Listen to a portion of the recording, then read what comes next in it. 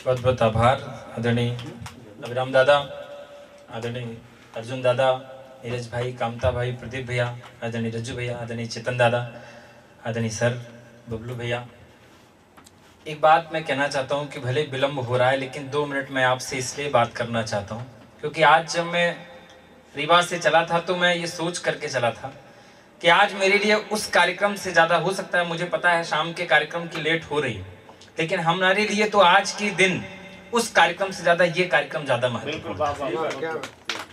हम कवि सम्मेलन हमारे लिए रोज की दिनचर्या बन गई है किसी शाम की, लेकिन ये इसलिए महत्वपूर्ण है क्योंकि दुनिया का, पहली बात तो प्रेम भैया को और इस पूरे स्टूडियो चैनल को, सर को, पूरे जिन्होंने मेहनत की है श्रम अर्थ के द्वारा, इसलिए बधाई देना चाहता हूं क्योंकि दुनिया का हर संयोजक, पूरे देश का हर संयोजक, हर आयोजक केवल बड़ों को बुलाना चाहता है, जो मंच पर नहीं पहुंचे उन्हें कोई बुलाना नहीं चाहता।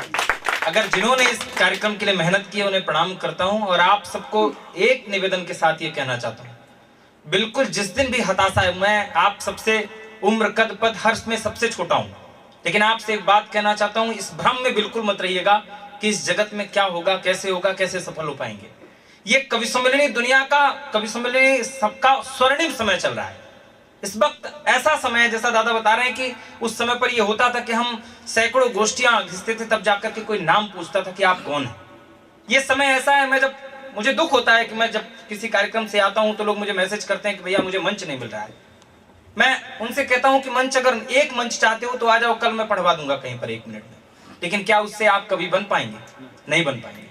ध्यान रखिएगा, कुछ भी आवश्यकता नहीं है, किसी की आवश्यकता नहीं है, सोशल मीडिया का युग है। आप अपना मोबाइल सामने रखिए, अपनी प्रस्तुति दीजिए, जिस भी कला पर आप काम कर रहे हैं, कविता पर या किसी भी कला पर प्रस्तुति दीजिए, और अगर आप में क्षमता है, प्रतिभा है, तो प्रतिभा छप्पड़ फाड़ के निकलती है, कोई रोक नहीं। इस भ्रम में बिल्कुल मत रहिएगा। दूसरी बात, प्रस्तुतिकरण की बार बार आ रही थी, निश्चित रूप से मैं आपसे कहना चाहता हूं, मैं जिस विधा का हूं हास्य में, वहां तो बहुत आरोप लगते हैं कि चुटकुलों पर केवल कविता हो रही है। जो लोग हास्य पर लिखना चाहते हैं, अगर वो चुटकुलों पर थोड़ा सा बात कोई बहम करता है, मेरा एक स्टेटमेंट उस पर स्टेट फॉरवर्ड है।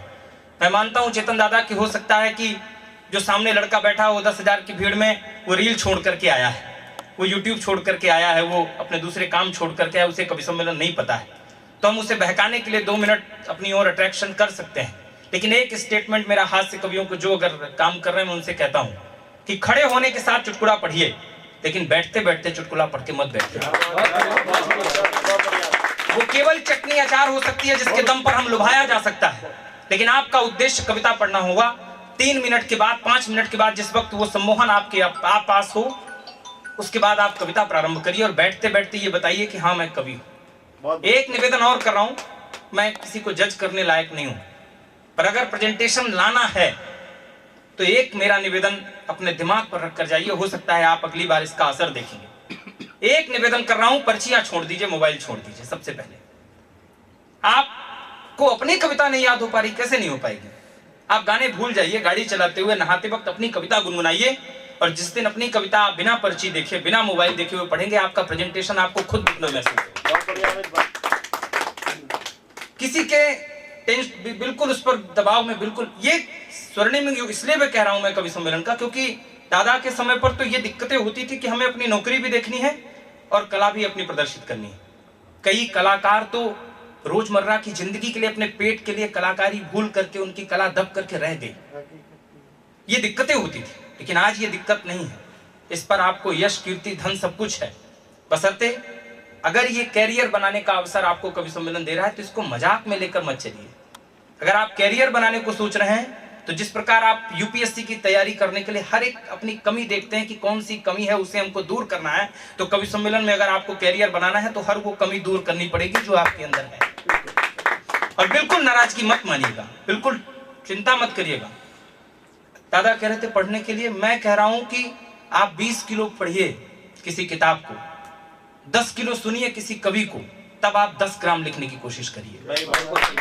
अगर आप सोच रहे हैं कि अमित शुक्ला, आदरणीय अभिराम दादा, आदरणीय चांद दादा ने तो अपना अनुभव साझा किया है, अगर आपको लग रहा है कि यहाँ पर मुझे बुलाया गया, मां शारदे का ये आशीर्वाद अगर मिला है तो ये कोई 2 साल 5 साल पर नहीं, 14 साल पहले 2009, 10, 11, 12 में मैंने भोपाल की सड़कों पर बैठ कर 3-3 बजे रात तक कविता पढ़ी है, सुनी है, और इस प्रकार कविता सुनी है। कविता की दीवानगी इस तरह थी, प्रदीप भैया जानते हैं मेरा संघर्ष। इस प्रकार की दीवानगी मैंने कविता के प्रति की 3 बजे, आज जैसे मुझे गाड़ी लेने आती है, मैं चला जाता हूँ होटल, वैसे कवि चले जाते थे पढ़ करके, लेकिन मेरे पास इतना भी जेब खर्च नहीं होता था कि मैं वापस अपने रूम जाऊं, क्योंकि 3 बजे रात को ऑटो वाले 500 मांगते थे।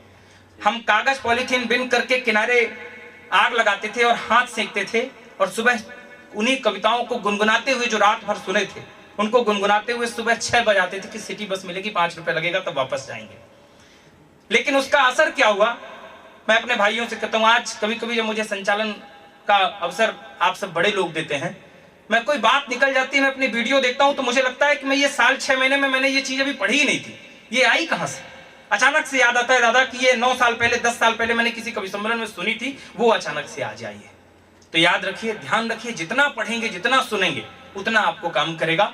मोबाइल से बिल्कुल आप पढ़ते समय मोबाइल को हटा दीजिए, पर्ची हटा दीजिए।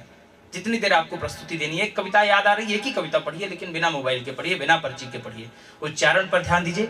एक बात और कहना चाहता हूं, काम, हर काम में कैरियर है। हमारे यहाँ का एक लड़का MBA करके, आखिरी बात कह करके मैं अपनी बात समाप्त करूंगा, मुझे पता है विलंब हो रहा है।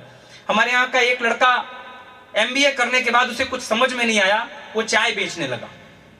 आप सोच सकते हैं कि जिस वक्त वो चाय की दुकान खोला होगा, उसके रिश्तेदार और उसके घर वाले क्या सोचते होंगे कि मेरा बेटा चाय की दुकान खोल लिया।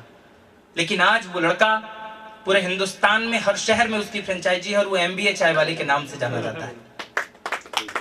काम कोई छोटा बड़ा नहीं होता, काम कोई, हर काम में अवसर है। बशर्ते मैं एक बात कहा करता हूं कि आपको अगर झाड़ू लगाना है तो आप झाड़ू लगाने का कैरियर बनाइए, लेकिन इस प्रकार झाड़ू लगाइए कि बंबई में बैठा व्यक्ति ये कहे कि झाड़ू तो हर रोज हर घर में लगता है, लेकिन रीवा में बैठा हुआ अमित शुक्ला जिस प्रकार झाड़ू लगाता है तो कोई नहीं लगाता है। जिस दिन ये बात आ जाएगी, आप डिमांड बन जाएंगे, और उस दिन वो काम आपका कैरियर बन जाएगा। इसलिए कुछ हटके करना है, कुछ अलग करना है, और उसी ढर्रे पे मत जाइए कि जो जैसा चल रहा है उसी तरह चलेंगे।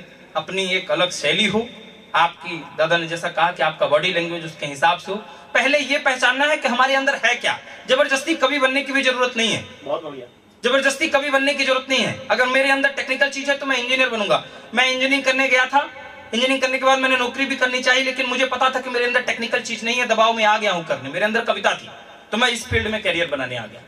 आप झांकिए कि मेरे अंदर क्या है, और जिस दिन ये झांक लीजिए, पता चल जाए कि मेरे अंदर क्या है, फिर ये तय करिए कि मुझे इस पर कैसे बनना है। तो अगर कविता है तभी उस पर काम करिए, जबरदस्ती कवि बनने की आवश्यकता नहीं, वरना स्वांतः सुखाय हम अपने घर पर लिखते रहेंगे। वो तो हर कोई लिखता है अपने दिल के एहसास। लेकिन अगर आपके अंदर कविता है, आप उसको कर रहे हैं, तो बड़ी मेहनत के साथ उस पर आगे बढ़िए। मेरी शुभकामनाएं आपके साथ हैं। फिर कभी मुलाकात होगी। बहुत बहुत आभार, बहुत बहुत प्रणाम।